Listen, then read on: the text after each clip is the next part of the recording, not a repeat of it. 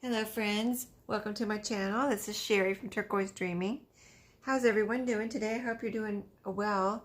It's today is Black Friday, so I hope you survived. I did. I survived. I did not go, Black Friday shopping, although I did have to go out today. But I'm back home now, and finally back home. And I got started in on some crafting. I was cleaning this morning, had to go out, and then really anxious to get back home and work on these new journals I'm working on. So I've been having fun working on these three. There's three here. They're Christmas related, and they're all book covers, okay? So I've already made the book cover, so I wanted to go ahead and share my progress with you. So I just want to, okay, there we go. Let me show you the three here that I'm working on. So this is a little golden book, Jingle Bells golden book. I've got the cover here with, I've already got the new spine and some fabric. Here's the back, and I've got the closure all done. So, and I haven't, my next step is going to be the pages and maybe some pockets on the inside. I'm also getting ready to add a little collage right here over this. I got the sticker, there was a sticker here. I got most of it off, but I couldn't get really the rest of it off.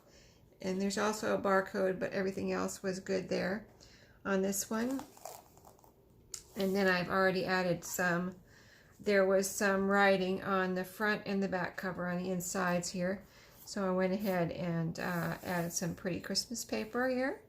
And the same fabric, on the inside and out. So I think it all looks very pretty. So what I was doing to add the little collage here was just, it's a piece of fabric, a snowflake, and I have a snowflake punch, and this little special handling label. These are so cute, I think. They're from the Shabby Dabby Doodah Christmas kit. And so I have my glitter glue here. I thought I'd go ahead and just show you, do the update, put these clusters on so you can see, maybe if you've never done that, how to go about it. Sometimes I use Fabri-Tac, and sometimes I use glitter glue, but lately I've just been using, trying to use glitter glue as much as possible, because it's just, it holds the fabric on just as well, that from what I'm finding, usually, and also it is thinner and it doesn't show through fabric usually, unless, sometimes it does, so you have to be careful. And right now it's not coming out. So, but yeah, I had a good day, and I had a good Thanksgiving. I hope you all had a good Thanksgiving. Had way too much food, even though I tried not to cook too much food. I don't know. I cooked like one portion, not one portion, but you know what I mean, one dish of each item that we were having for Thanksgiving dinner, because I have cooked more than one if I was having, a bigger crowd. But this year we weren't having we were having a small get together, so I just cooked one dish of each thing that we were having, each side dish and turkey and everything. So anyway, it still ended up being way over.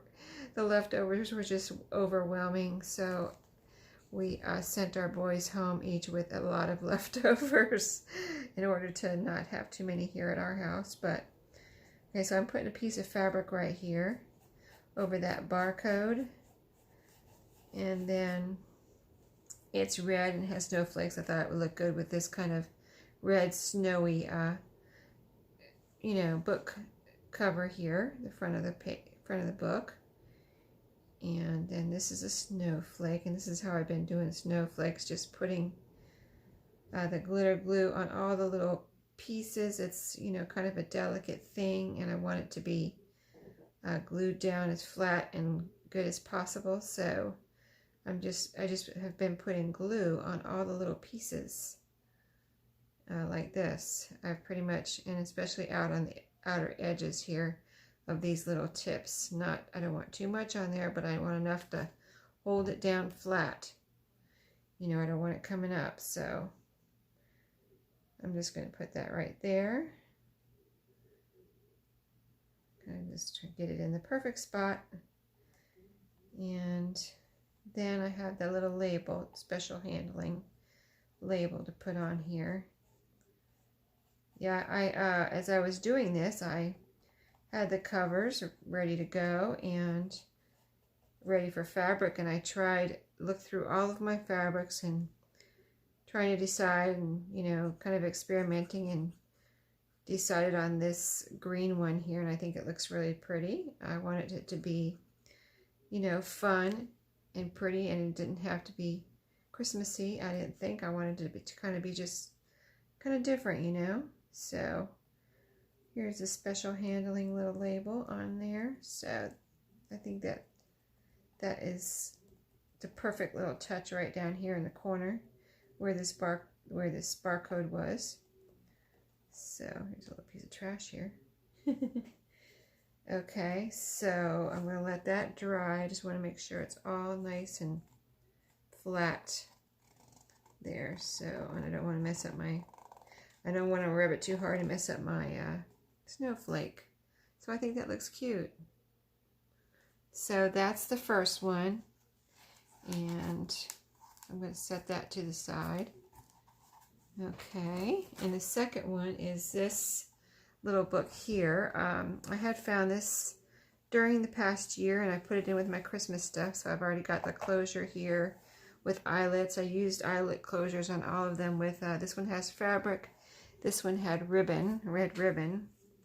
This one has the same fabric as the spine here. It's a pretty green. Here's the back. And what I'm doing on this one is I'm going to put the little collage right here over this little sticker barcode. But here's the book, really cute little Marvin's Best Christmas Present Ever. Pretty little cover here. And then here's the inside so far with the fabric all wrapped around. So, yeah, let's see, here's my other little collage I have ready to glue on. So this is going right here, like this. I made sure I wanted the edges frayed, so I have 3 edges frayed here, and then the flat edge here is going over this fabric. So the frayed edges are going out over the book. And that's how I wanted it. So I just made sure before I turned on the camera. Got my edges all nice and ready and frayed and ready to glue down. So just getting glue all over here. Not too much, but enough, hopefully, right? So just covering up that barcode like that. Okay, now my snowflake. Let's see. And again, getting all the little pieces.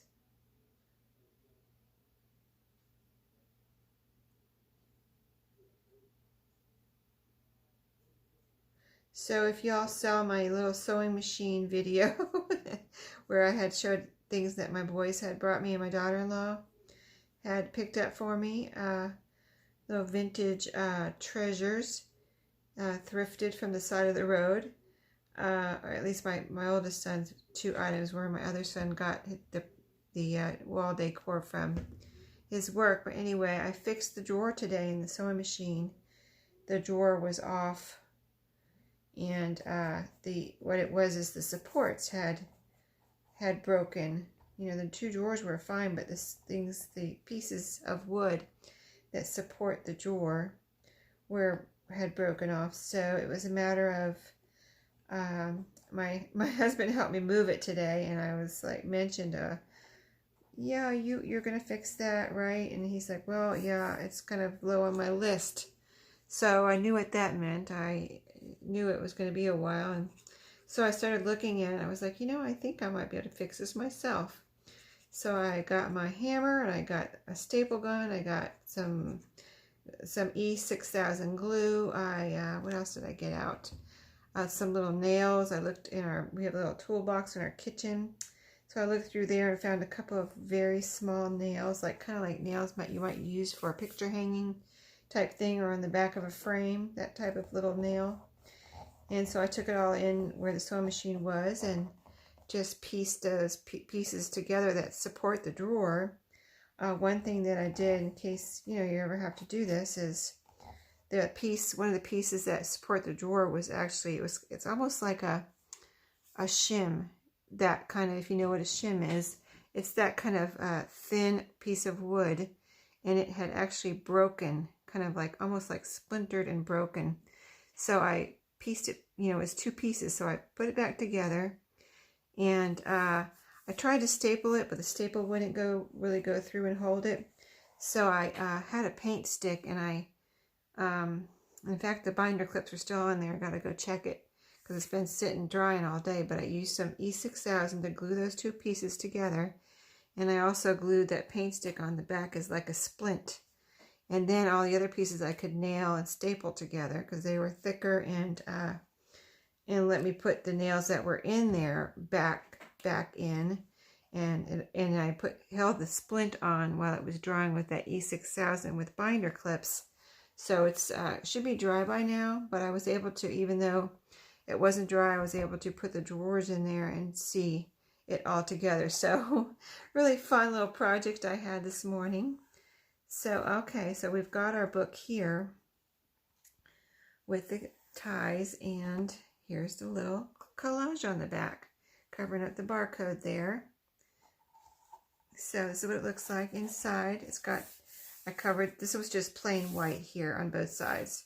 Plain white, so I went ahead and put some pretty scrapbook paper there, and it's cardstock.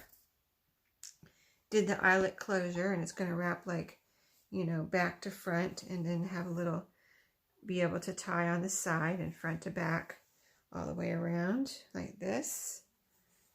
Okay, and then it's going to tie right here. So I can't wait to start working on the pages, but it's going to have two signatures, and I have the the page from both of the books, all of the books. There's 3, and so I don't know if I'll make a third signature with the book pages or integrate the book pages in the signatures, but I'm kind of playing that by ear to see, what will fit in there. It's I think I made a, let's see, what did I make? I think it's a 1-inch spine. It's either 1 inch or 1.5, but anyway, I did all the spines the same size. And then here's the third one. I was debating on whether to do this one. I started doing, I was like, well, do I really want to do this one? And I said, yes, I do.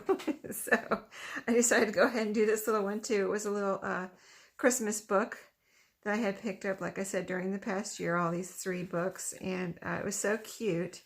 So the front was kind of plain. So this is a page from the book pages. So I rounded the corners and did some sewing and stitching on here. This is a piece of fabric with one of the little special handling labels. Okay, so that's the front cover, and I've got the ribbon here is under the front cover here. It goes under the front cover, under the fabric, and under the back cover, and comes out. Instead of doing eyelets on this one, I wanted to try that. And so I've got some pretty fabric on the spine here, some just pretty red matching fabric. And then this is another stitched page from the book. It was just a plain, Christmas trees, and this one has the little like a house and gifts here and a Christmas tree. But let me show you how it worked out. So this is Christmas tree and presents. So you open the book, and here is a Christmas tree and presents on the inside. So let's see, house, Christmas tree, presents on the front cover, and then you open it up, and it's over here on the back, also inside the back cover. Back cover is Christmas tree and presents on the back, and inside the front cover, the same page. Okay, but I did not put these in here. They were already in here, but I did put them on the front and the back, so they match the inside and the back. And then here's the fabric, front and outside and inside. And then these are going to be 2 little side tucks here. These, covers are so small, I didn't want to cover up these cute little pictures with a big pocket here or anything. So I just made these 2 little side tucks, even though it covers up the picture a little bit, you can still see most of it. So I think these are going to come out super cute. It has a special handling, and just really, you can see it's really cute. It's going to be really cute. So just love making those. I love making all sizes. So anyway, that's where I'm at. I'm going to get busy on the pages now, and I'll be back to update you with my next steps. And maybe I'll do some of the pages on camera once I get them, you know, figure out what pages I want to use. So I'm going to go do that now, and I'll see you all next time. And happy crafting. See you next time.